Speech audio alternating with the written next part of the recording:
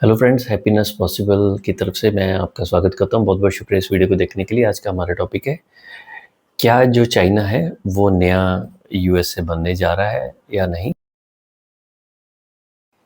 अब देखिए, अगर हम देखेंगे कि पिछले कुछ टाइम के अंदर जो ट्रंप साहब हैं, वो पूरे ज़ोर लगा के इंडिया के पीछे पड़े हुए हैं। उनकी स्ट्रैटेजी क्या है कि 2-2-2% करके इंडिया के जो मेन 15-20 सेक्टर्स हैं, सबके ऊपर इम्पैक्ट करना है। तो रफली इंडिया को 40% के आसपास उनको इम्पैक्ट करना है, ताकि हमारे आने वाले टाइम में जो भारत की जीडीपी एक्चुअल जीडीपी है, जिससे एक्चुअल इनकम होती है, एक नंबर की इनकम होती है, उसका बैंड बजाना है। तो उसके अंदर वो काफ़ी कामयाब हो भी रहे हैं और होके रहेंगे। जो ट्रंप है बेसिकली, अगर उसको इंडिया के रेफरेंस में अगर हम कंपेयर करेंगे, तो वो उत्तर प्रदेश के चीफ मिनिस्टर हैं योगी आदित्यनाथ। वो उनका एटीट्यूड ये है, बिंदास जो करना है करके रहेंगे। वो अपने देश के लिए, अपने बिजनेस के प्रति देशभक्त है। उसको अपना पैसा कमाना है। जो यूएस की कैपिटलिज्म का सिस्टम चलता है, वहाँ पे सारे लोग पैसा कमाते हैं, पॉलिटिशियन भी। और जो देश के लिए करना है उसके अंदर भी जोर लगा रहा है। मेन टारगेट उसका ये है कि भी धीरे धीरे करके वहाँ पर मैन्युफैक्चरिंग वापस आए। जो मर्जी कर लो वो वापस लेके आके रहेंगे। इसका बहुत बड़ा जो इम्पैक्ट स्टार्ट हुआ था, वो फर्स्ट डिसीजन एक्चुअल में ट्रंप ने ही लिया था। वो लिया था खासकर जो यूएस के, बिल्कुल हम कह रहे हैं कि यूक्रेन वॉर है, उसकी बेसिक जो बुनियाद रखी गई थी, वो प्रैक्टिकली उसके अंदर जो बहुत बड़ा एज अ कैटलिस्ट काम किया था, वो ट्रंप ने किया था कि बिल्कुल बॉर्डर्स के ऊपर लाके अपनी सेनाएं को लेकर आना है, या नेटो की वो कॉम्प्लेक्सिटी है, मैं उसके अंदर नहीं जाऊँगा। बट एक्चुअल में he is very very aggressive, और वो काफ़ी हद तक कामयाब होगा। शायद 1-2 साल ही रहेगा, लेकिन जो उसने काम करना है करके जाएगा। हमारी एक्सपेक्टेशन है कि मोदी जी फटाफट रिटायर हों और उसके बाद सिर्फ 5 साल के लिए, 4 साल के लिए योगी जी आ जाएँ। उन्होंने वही काम करना है जो ट्रंप ने किया है, और वो करके रहेंगे। ये भारत के भाग्य के अंदर है, ये मान के चलो।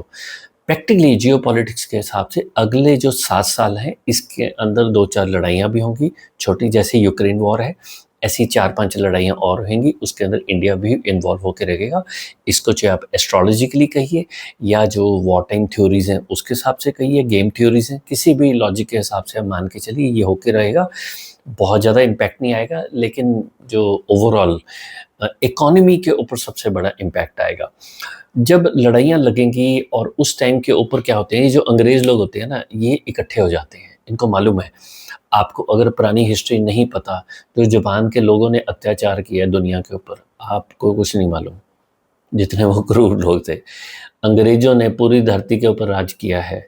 अगर वो जाग गए, तो वो जब अपनी आई के ऊपर आएँगे, आप उनको हैंडल नहीं कर पाओगे। वो इकट्ठे होके उनको मालूम है राज कैसे करना है। अब हम अपने मेन टॉपिक के ऊपर आते हैं। जो आईटी के अंदर उथल-पुथल हो चुका है, जो आईटी का इंडिया के अंदर एक गोल्डन पीरियड था, वो खत्म हो चुका है, खत्म है, इट इज़ ओवर। उसके अंदर अब वो जो कमाइयाँ कर रहे थे ना लोग, कि भई 1-1, 2-2 करोड़ के घर खरीदे थे, 70-75 हज़ार रुपए की ईएमआई भरी थी, अगले आप 2-3 साल के देखोगे, ये नैरेटिव टोटली खत्म हो जाएगा। बेसिकली प्रॉपर्टी मार्केट के ऊपर इसका बहुत ज़्यादा असर होगा। सबसे ज़्यादा असर होगा, आज की डेट में हो चुका है, जो बड़े-बड़े इंडिया के जो कॉलेज हैं, उन कॉलेजेस के अंदर जो 3rd ईयर के अंदर जैसे बच्चों ने इंटर्नशिप करनी होती है, वहाँ पे बच्चों को प्रॉपर अच्छी-अच्छी कंपनी में, जहाँ पहले 30 लोग जा रहे थे, अब 5 लोग जा रहे हैं।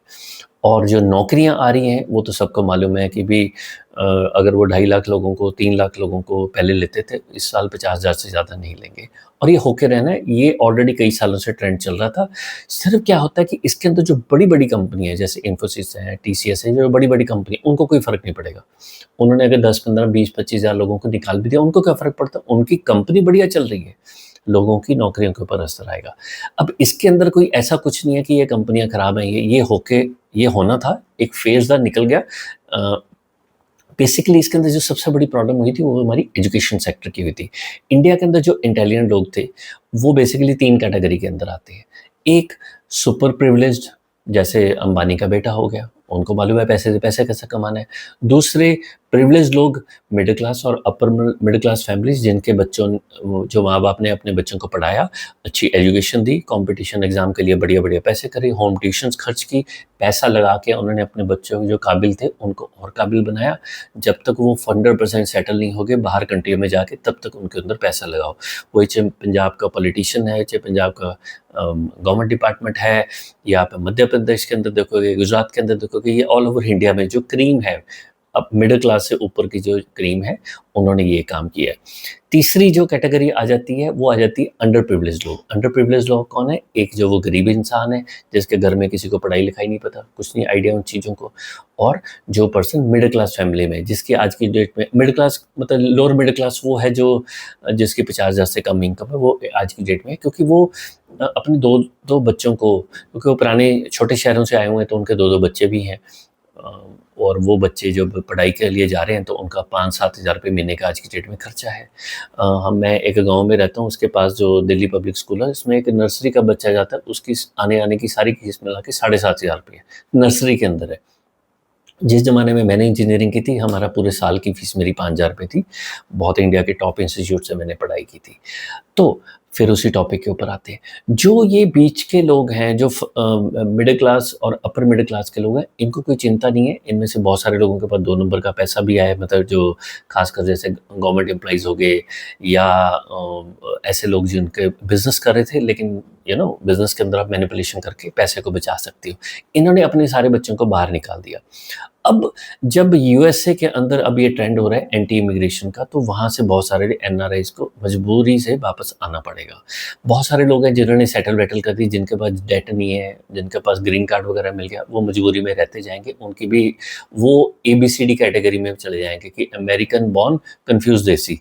उनके बच्चे समझ नहीं पाएँगे कि हमारे माँ-बाप हमेशा बात करते हैं, काश हम अपने कंट्री में चले जाएँ। और जो वहाँ पे पले-बड़े हैं, उनको समझ ही नहीं आ रहा है, बिकॉज़ वो वहाँ पे मिसफिट हैं, क्योंकि आप वहाँ पे अगर पैदा हुए तो आप हमेशा वहाँ के सेकंड सिटीज़न ही हैं। गोरी चमड़ी वाले को ही इज़्ज़त मिलेगी। और अब वहीं आप करके देखिए, ये जो रेसिज़्म इंडिया के अंदर, तो वहाँ से ज़्यादा रेसिज़्म है। तो होगा क्या, जो लोग वहाँ से अब वापस आने लगेंगे, ख़ासकर आईटी के लोग, उनके साथ क्या होगा, अब मान लेते हैं कि वो बड़े इंटेलिजेंट लोग हैं और उनका स्किल सेट भी है, तो इंडिया में आके क्या जीसीसी में 1-2 साल लगाएँगे, उसके बाद क्या करेंगे? 2 साल के बाद ना इंडिया में उनको इंफ्रास्ट्रक्चर मिलेगा, ना बहुत ज़्यादा चीज़ों के अंदर वो कुछ कर पाएँगे, तो ये सारे लोग कहाँ जाएँगे? ये सारे लोग चाइना जाएँगे। चाइना के अंदर आज आपको इंफ्रास्ट्रक्चर मिल रहा है, चाइना के अंदर आज आपको उनकी सरकार वेलकम कर रही है।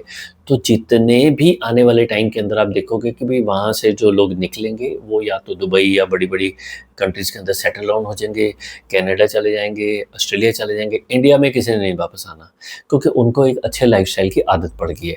देश जाए भाड़ में, देश के साथ उनको कुछ लेना-देना नहीं। देश उस पर्सन के साथ लेना-देना जिसने 10-12 साल काम किया, पैसे कमाए और इंडिया में आके सेटल हो गया और अपने माँ-बाप को भी ध्यान रखा। अदरवाइज़ मैक्सिमम एनआरआई इंडिया वापस नहीं आएँगे। यूएसए ज़रूर छोड़ेंगे, लेकिन उनको बाहर ही जाना पड़ेगा। जो पर्सन चाइना की तरफ जाएगा, उनको फिर चाइनीज़ ही बनना पड़ेगा एक तरीके से। चाइना वहाँ बड़ी-बड़ी कंपनियों को वापस नहीं आता।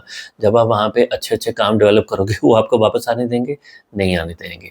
तो आने वाले टाइम के अंदर जो सबसे बड़ा जो चेंज इंडस्ट्री के अंदर आने वाला है, वो यही आएगा। चाइना अगला यूएस बनेगा और बन के रहेगा, और अगले 7 साल के अंदर यूएस की एक ही कोशिश होगी, 2-4 उसके साथ लड़ाई करके उसको डिसइंटीग्रेट कर दे। यही चीज़ होगी, आप इंतज़ार करिए। नेक्स्ट वीडियो के अंदर हम थोड़ा-सा आईटी के ऊपर डिटेल में बात करेंगे।